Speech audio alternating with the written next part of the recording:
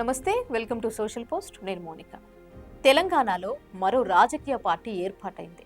MLC Teenmar Mallanna కొత్త పార్టీని స్థాపించారు. తెలంగాణ రాజ్యాధికార పార్టీ టీఆర్పీ అని తీన్మార్ మల్లన్న ప్రకటించారు. హైదరాబాద్ తాజకృష్ణ హోటల్లో జరిగిన కార్యక్రమంలో తన కొత్త పార్టీ వివరాలను తెలియజేశారు ఆయన. బీసీల ఆత్మగౌరవమే ప్రధాన ఎజెండాగా తెలంగాణ రాజ్యాధికార పార్టీని స్థాపిస్తున్నట్లు తీన్మార్ మల్లన్న తెలిపారు. తెలంగాణ గడ్డ మీద బీసీలు తమకు తాముగా ఒక రాజకీయ పార్టీని తీసుకొస్తున్నారన్నారు. బీసీల ఆత్మగౌరవ జెండా రేపటి నుంచి రెపరెపలాడుతోంది అని వ్యాఖ్యానించారు.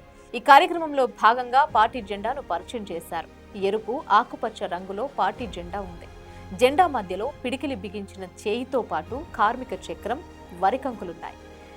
జెండా పైభాగంలో ఆత్మగౌరవం, అధికారం, వాటా నినాదాలను పేర్కొన్నారు. పిడికిలి కింద భాగంలో పార్టీ పేరును తెలిపారు తీన్మార్ మల్లన్న.